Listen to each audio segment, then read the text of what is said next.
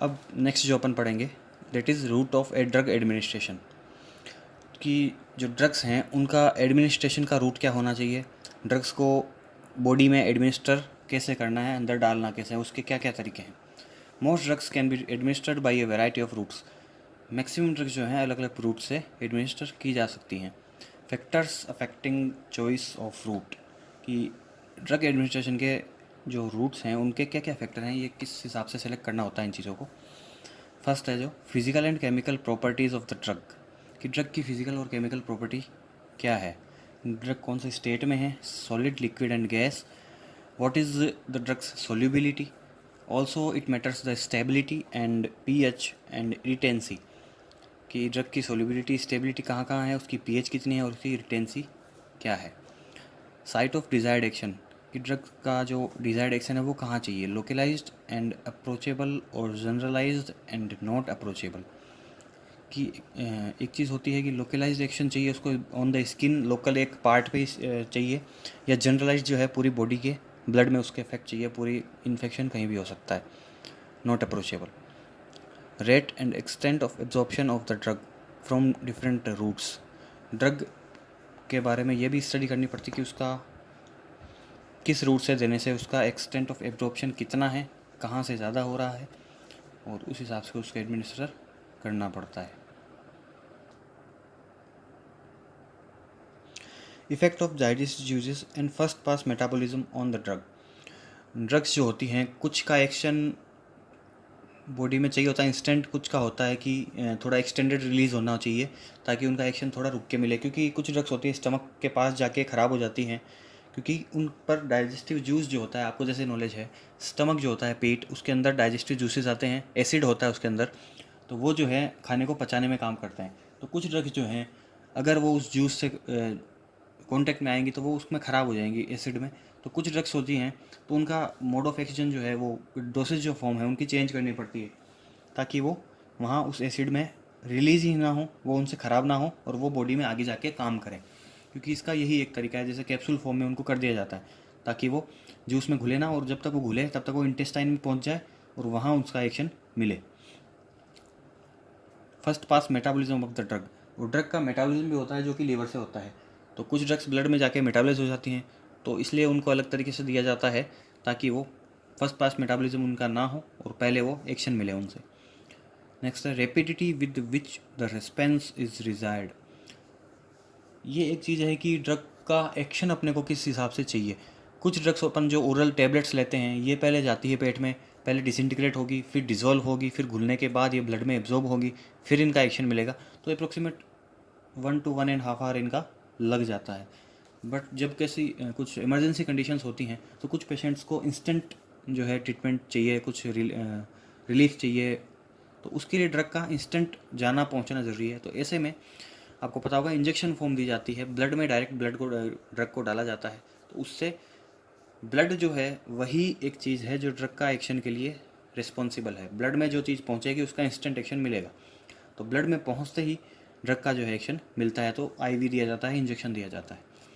Accuracy of doses form required, drug की doses form accurate कितनी चाहिए, ब्लड में गई हुई ड्रग 100% अवेलेबल होती है, जबकि ओरल जो ड्रग लेते हैं उसका अप्रोक्सीमेट भाग पहुंच पाता है ब्लड में, किसी का कितना, ये भी एक फैक्टर है। Condition of the patient, patient की कंडीशन भी रिक्वायर्ड है, क्योंकि ओबियस है कि अनकॉन्शियस पेशेंट, बेहोश जो पेशेंट है वो टेबलेट नहीं ले पाएगा, उसको इंजेक्शन ही देना पड़ेगा। Routes can be broadly divided into those for local action and systemic action. Routes basically तो सुपरफिशियली इनको दो भागों में बांटा है, एक लोकल एक्शन, एक सिस्टमिक एक्शन के लिए। फर्स्ट है लोकल रूट्स। देखिए जैसे पहले बताया था कि लोकल और सिस्टमिक, लोकल जो सुपरफिशियल स्किन पे लगाना है, लोशन हो गया, ऑइंटमेंट हो गया, उस टाइप की चीज़ें हो गई। सेकंड है सिस्टमिक, सिस्टमिक जो सिस्टम में ब्लड में मिलने चाहिए, तो ब्लड के लिए लगाना नहीं होगा क्योंकि वो चीज़ वहाँ एब्जॉर्ब नहीं होगी, खून में नहीं जाएगी।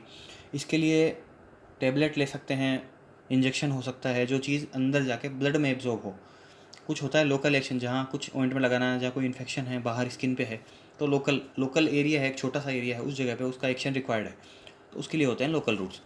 These routes can be used for localized lesions at accessible site and for drugs whose systemic absorption from these sites is minimal or absent. तो these routes, ये रूट यूज़ किए जा सकते हैं for the localized lesions, localize जहाँ action चाहिए होता है, एट एक्सेसिबल साइट्स, एक्सेसिबल जो साइट्स होती हैं वहाँ पे लगा के, एक्सेसिबल मतलब एक्सेस जिनको किया जा सकता है जहाँ लग सकता है कुछ चीज़, and for drugs whose systemic absorption from these sites is minimal, और वो ड्रग्स जिनका सिस्टेमिक एब्जॉर्प्शन, खून पेट से जान का एब्जॉर्प्शन होता है वो कम होता है, अगर मिनिमल होता है और एब्सेंट या नहीं हो पाता है, तो जो ड्रग्स एब्जॉर्ब नहीं हो पाएगी उनको फिर बाहर से देना पड़ता है, बाहर से लगा के एक्शन उनका लेना पड़ता है. Thus higher concentration are attained at the desired site without exposing the rest of the body. अब जनरली एक चीज़ है कि अगर कोई ड्रग ब्लड में जा रही है तो पूरी बॉडी में घूमेगी और पूरी बॉडी उसको एक्सपोज करेगी कि ये पूरी बॉडी पे अवेलेबल है. और अगर किसी इन्फेक्शन है, किसी आदमी के, इंसान के हाथ पे या पैर पे कहीं पे इन्फेक्शन है, छोटा सा कोई दाद है, तो उसके लिए अंदर एंटीबायोटिक लेने से पूरी बॉडी में घूमेगा. जबकि अगर वहाँ ही कुछ ऑइंटमेंट लगा के उस ड्रग को फैला दिया जाए तो उस एक जगह पे उसका एक्शन मिल सकता है. तो पूरी बॉडी को एक्सपोज क्यों करना. तो ये एक इसका स्पेसिफिक फैक्टर है. और systemic side effects or toxicity are absent. अब ड्रग को सिस्टेमिकली दे ही नहीं रहे, ब्लड में नहीं दे रहे, तो उसकी जो टॉक्सिसिटी है वो नहीं दिखेगी, उसके साइड इफ़ेक्ट नहीं दिखेंगे, और ये फ़ायदा है इसका. तो लोकल रूट्स जो हैं वो ये हैं. Topical, this refers to external application of the drug to the surface of localized action. ये रेफ़र करता है एक्सटर्नल एप्लीकेशन, बाहर लगाना है ड्रग को, to the surface of localized action, drug को लोकल एक्शन के लिए बाहर किसी सरफेस पे लगाना है. Drug can be efficiently delivered to the localized lesions on skin. Drug को एफिशिएंटली लोकलाइज्ड स्किन पे लगाया जा सकता है.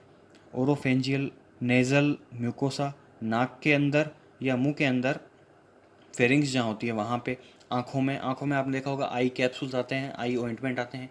ईयर केनाल, कान के अंदर जो है आपने देखा होगा कि ईयर ड्रॉप्स आती हैं. एनाल केनाल, एनस के अंदर भी लगते हैं. And vaginal in the form of lotion, ointment, cream.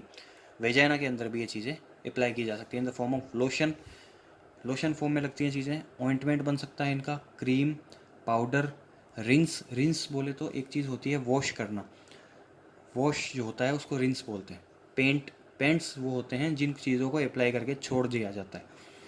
Drops आपको पता ही हैं. स्प्रे फॉर्म में भी ये चीज़ें यूज़ करते हैं. लोजेंसेस, चूसने की जो टेबलेट्स होती हैं उनको कहते हैं सपोजिटरीज वो चीज़ें होती हैं जो एनस में और वेजाइना में लगा के डाल के छोड़ दिया जाता है और वो वहाँ के घुल के और एक्शन दे देती हैं.